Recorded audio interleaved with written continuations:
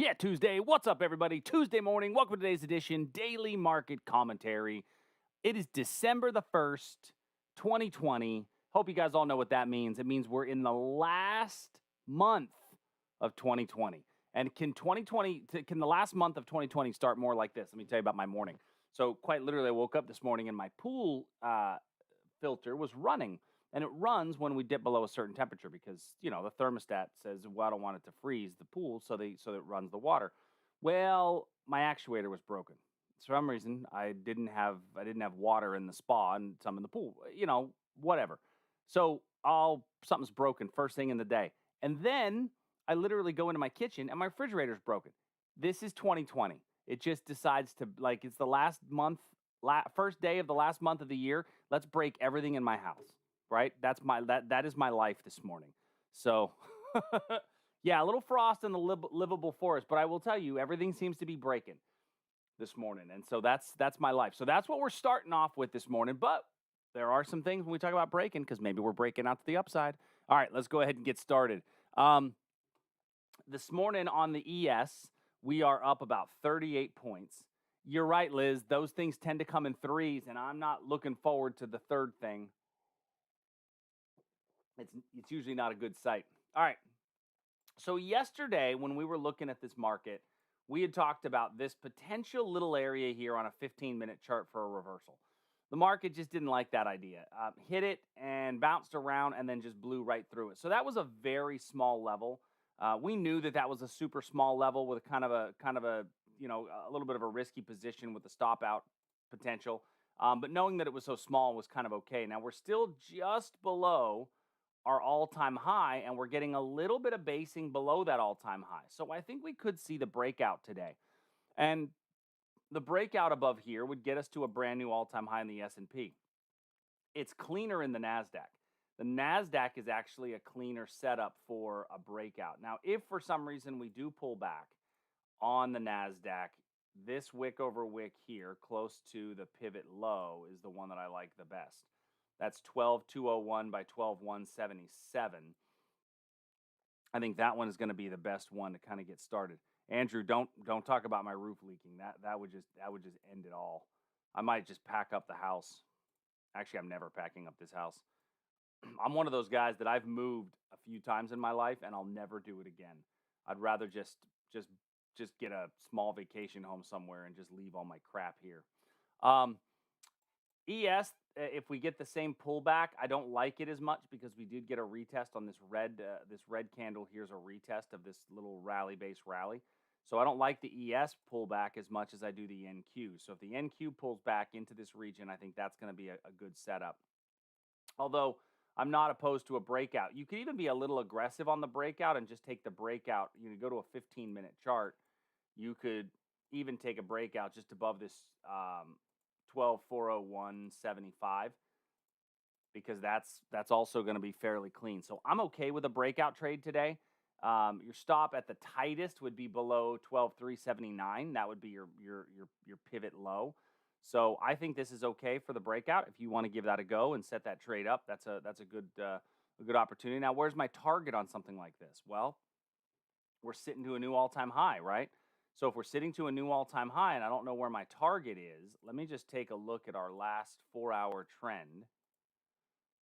And when I look at my last 4-hour trend, if I just throw on the, oops, it drew it backwards. I always do that.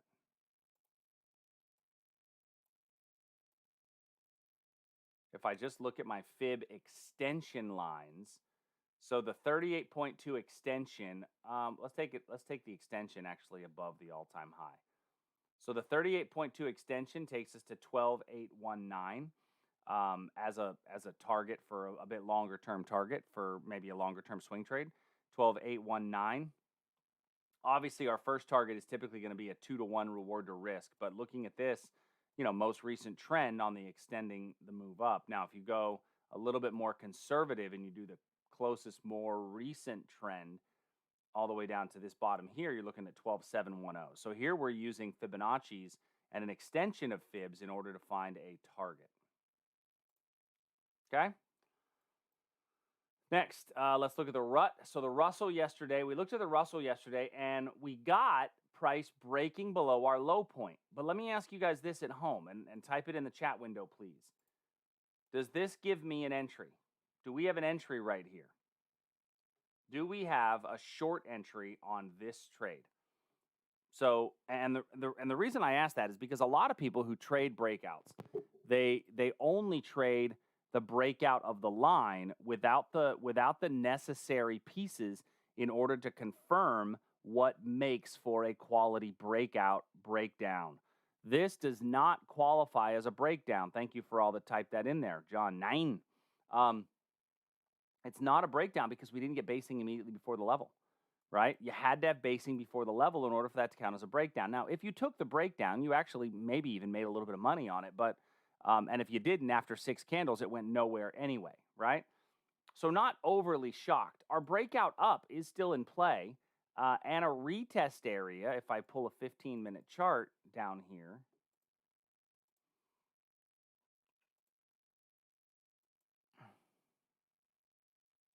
perfect, Trent. That's it, and that's the way to do it. I mean, that's exactly the way to play that trade.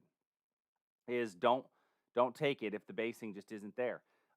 These levels are not great time of the day levels that they're formed. This one's actually pretty clean. So if you wanted to go for a potential reversal trade in here, I think you do have a decent reversal trade. The lower one is a better structural level, but it's formed at a terrible time of day. Right, so the lower one is slightly better structurally, but not formed at the best time of day. All right, good. And then the YM, looking at the Dow, we are sitting right below the breakout point in the Dow. I think this is another one that could break out today. If we do get a pullback on a 15-minute chart in the Dow, this is actually the best one. Once again, not a great time of day, but a pretty good opportunity.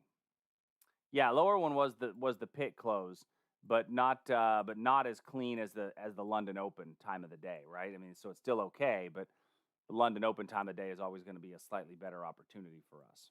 All right, so let me move this down. So those are our equity markets for today.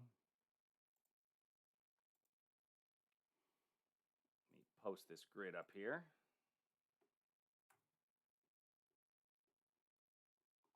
All right.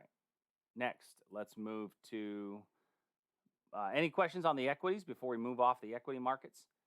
Because I feel like those are all setting up to be pretty decent moves in the equity positions. Let's move over to commodities, energies, and metals. And we talked yesterday about crude oil, and we said it's a happy baby. So don't touch a happy baby. Guess what? I'm still not touching the happy baby. We're between our areas of support and resistance. I wouldn't even call these true areas of supply and demand. I would call these areas of support and resistance. And so while we're in those areas, I don't feel like it makes sense to be looking for a lot of great trade setups.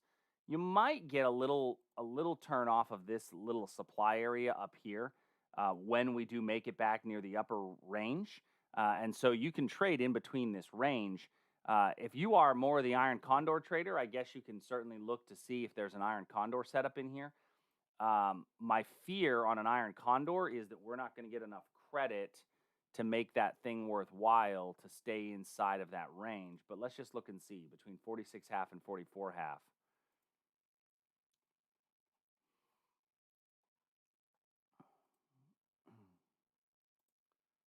44.5 by 46.5.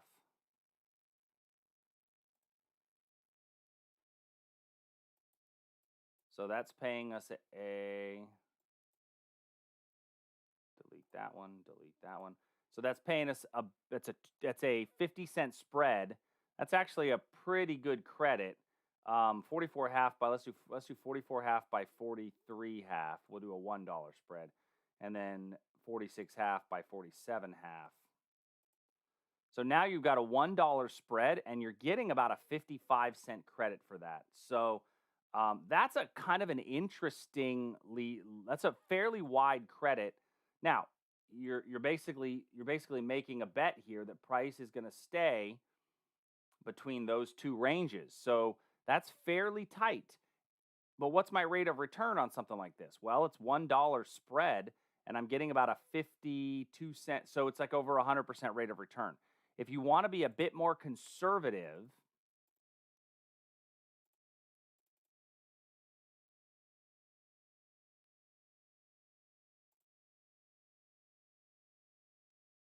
um,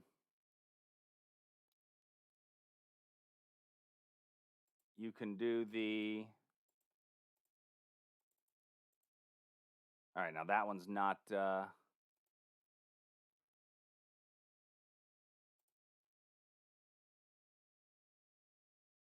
Oops, not 45 half. I want to do the 43 half by 42 half. Did it backwards. All right, there we go. So that's now still giving me a 31 cent credit when I spread it out. So if I spread it out to here,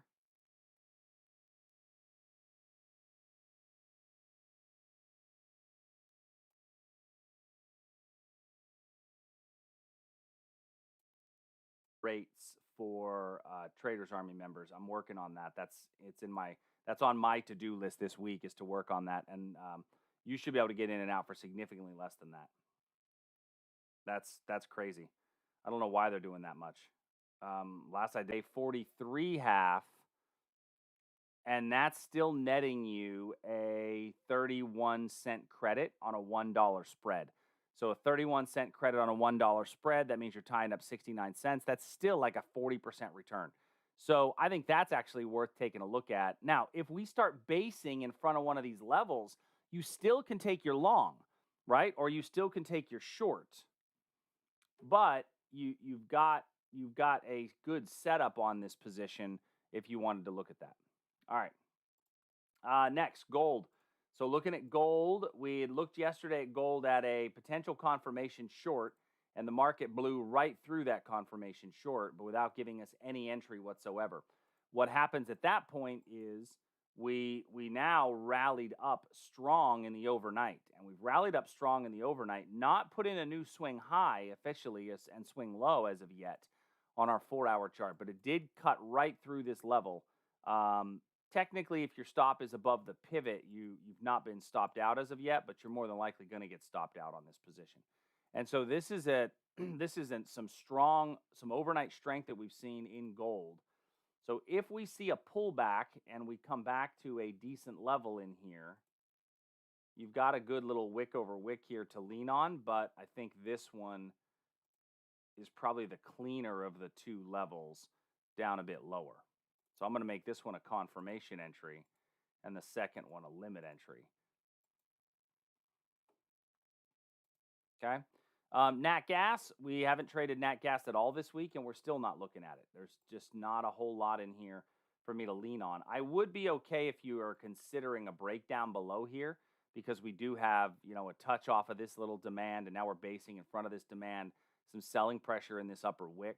So the only trade I would consider is a breakdown below here to try to trade it down to this level. But other than that, none of the reversals are anything that to write home about. Copper yesterday sold off and didn't quite make it to our area of demand, which means that area of demand needs to switch to a confirmation entry. Now, this low that we put in right here was unable to give us a new high, right? So since this low was unable to give us a new high, this low is not going to serve as demand. And matter of fact, I think there's a chance that we'll actually break through this low and go a bit lower. Okay, to drop a bit lower below here. All right, so let me share this grid.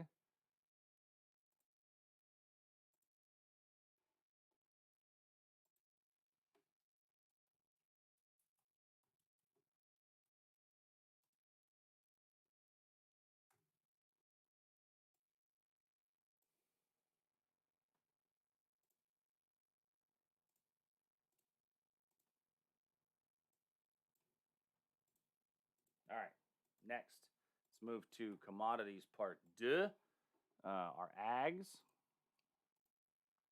We had a couple of them that were near breakout points yesterday. And so soy is still in between those levels, although we did come down with a fair amount of speed yesterday or Monday. And so now sitting, I don't love this upper wick here that retested this level. So I'm not going to add anything to this one as well. Corn blew right through our little demand zone. I mean, that thing it just hit it and popped right through it. Gave us no quarter whatsoever. Popped right through that level, and now we're kind of sitting around in between areas once again. I think that this level might be, to me, this level's pretty interesting. Although, let me ask you guys this. For those of you that are regular members, is this level fresh? Let me ask you this. How would you score this as a fresh level?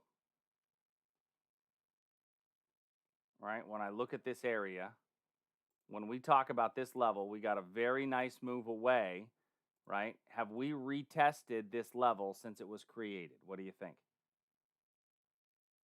Yes. Yes, we've retested this level. How do we know that we've retested this level?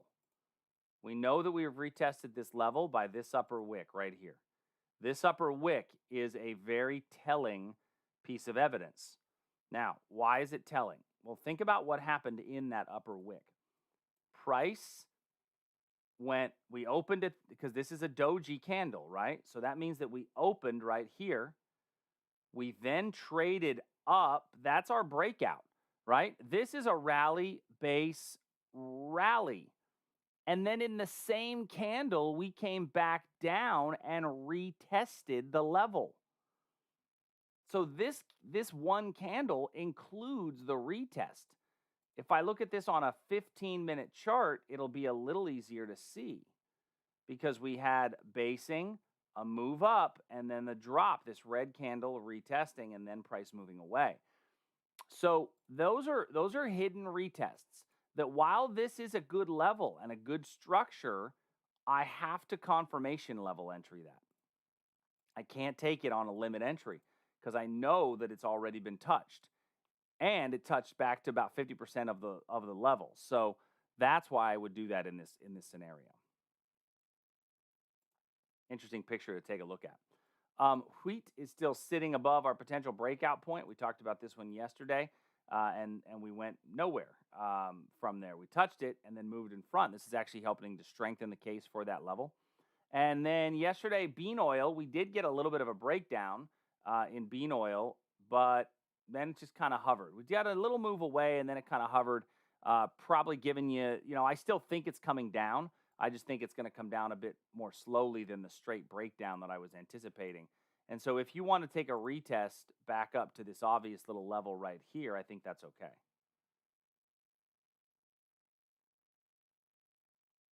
Confirmation level entry. I think that there would be a new verb there. Why not make it a verb? Listen, I never said that I spoke the Queen's proper English. Although I've been watching The Crown with my wife, so it's helping.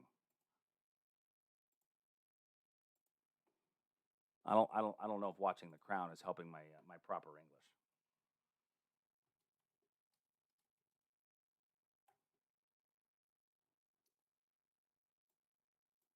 Okay. Next, let's move over to commodities. I'm sorry, currencies, bonds and currencies.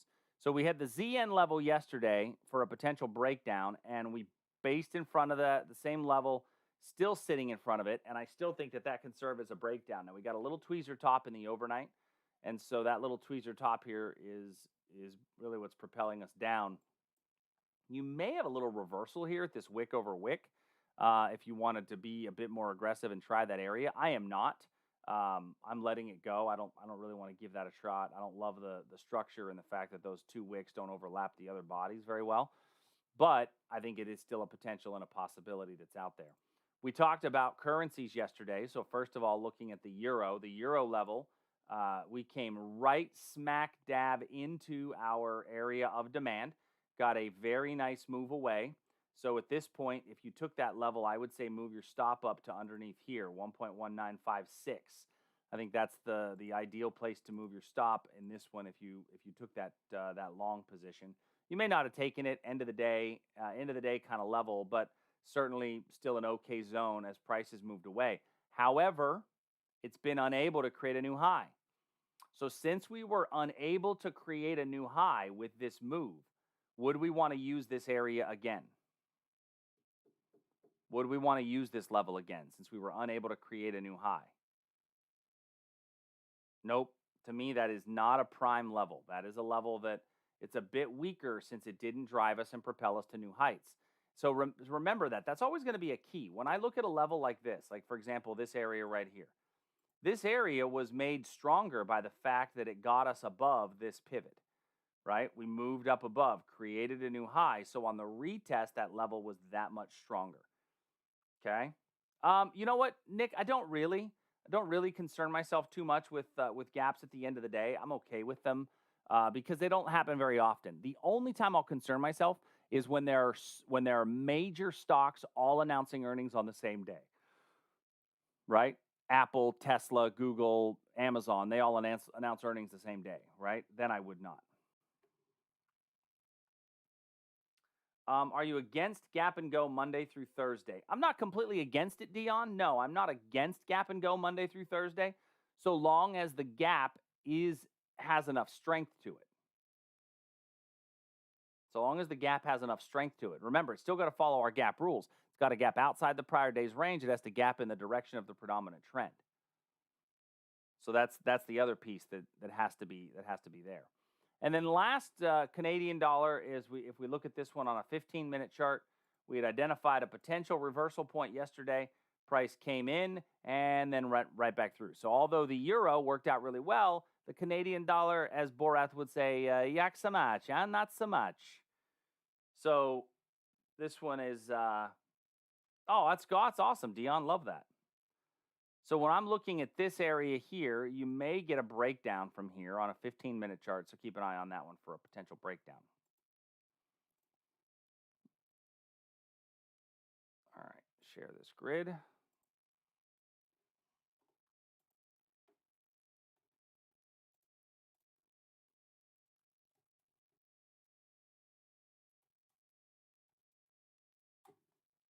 and then last currency market.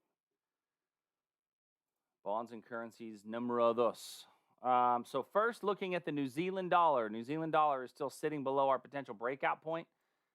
When it comes to reversal trades, I'd like to see if we can get through this and create a new high, then this is going to become an excellent area of demand. It's not an excellent area of demand yet, but if we get above here, create a new high, this then becomes a quality area of demand.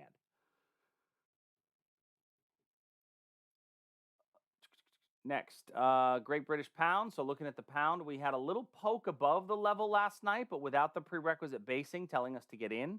So I'm going to leave that line there. I still think that line is valid, and I still think the line below is valid. And so there's nothing to do in between. Remember, without the basing, you don't have a breakout. And that's a good example of why we don't do that, right? This is not a false breakout because this is not a breakout. There's no basing immediately before the level. Japanese yen, we looked at it yesterday and didn't add anything to the charts. Looking at it today, I'm a little bit more inclined to look for a breakdown below here. And if we get the breakdown below there, if we get the prerequisite basing, I don't know that the demand below us is excellent in order to stop it. But I will say that this was able to get us above this prior pivot through here. And it may be enough to say, well, if you take the breakdown, you've got a very, very quick profit objective. So it doesn't give a tremendous amount. Jose, does an immediate retest also qualify as a touch, even if there is a strong move away? So in that case, are you talking about something like for example, like this level here? Let's say that we had moved away and then gave it a quick retest and then dropped. Yes, that would count as a touch, right? Because every time that we touch the level, think about it in terms of order flow. Every time that we touch the level, we're decreasing the amount of orders in that area. And remember, computers can execute those orders instantaneously. So the fact that it's an immediate touch is irrelevant. What's more relevant is that price is moving in there at all and filling those orders. Now, the Australian dollar, if you took this one on a breakout, you didn't have quite immediate basing, but you did get basing a little bit here before the level. If you took that breakout 1, 2, 3, 4, 5, 6 candles later, it had started to move your way, and it was going along just fine, and then it started to kind of stall. So my guess is at that point you're maybe moving your stop to break even. If you didn't move your stop to break even, you're still in the position. I would, however, be a bit concerned in the fact that our last area of supply was unable to get us a new low. So I think that we could see price come up from here. I'm not adding anything to this chart today. Not adding anything, because when I look at my levels of supply above me, let's look at the clean levels. Well, that one's not very clean. That's kind of a retest of this area here, and it's not a strong move away. That's a shoddy mess. While I think it could be okay on a 15, it's certainly not there on the 1 hour. And on the 15, it's even more garbage. I don't see anything when it comes to supply. And then when I look to my demand below me, we've got this area here. This was unable to get us to a new high. So I don't love it. And we come close to it and started to move away. So then I've got to come all the way down to about here to find an area of demand that I would be most interested in, because it was able to get us a new high. Now, we could theoretically base right here and give us a breakdown trade. It's just not there yet. William says, when an asset is range bound like the GBP, why do you not trade the high and low of the range? Great question, William. I personally don't trade the high and low of the range unless I have a quality area of supply and a quality area of demand to lean on inside that range. And in this case, I just don't have that. So I'm okay playing the range as long as I've got a quality area of supply and demand to lean on to show me the great levels. In this one, I don't have that, right? My areas of supply up above me are okay, but not great. My areas of demand down below me are a little less so, right? Here we had to move all the way down. Price did a rally-base rally, and then this red candle's a quick retest of that area. Price moves away. We then get another test of that area. Price moves away, thus making that area significantly weaker on the return. So it still comes back to the quality of the level as to whether or not I would trade the zone, trade the range from a directional standpoint. All right, so let me share this last grid in there.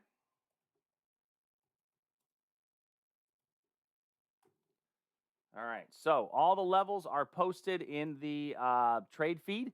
If you guys have any questions today, please let me know. We are heading into the middle of the week. It's December the 1st. Let's keep an eye out. Keep an eye out for Santa. Let's see if the Santa Claus rally does take effect. Do me a favor, if you guys are regular viewers, click that little thumbs up button. Here's what else I'd love for you to do. There's a little button down below that says share. If you guys wouldn't mind, click the share button.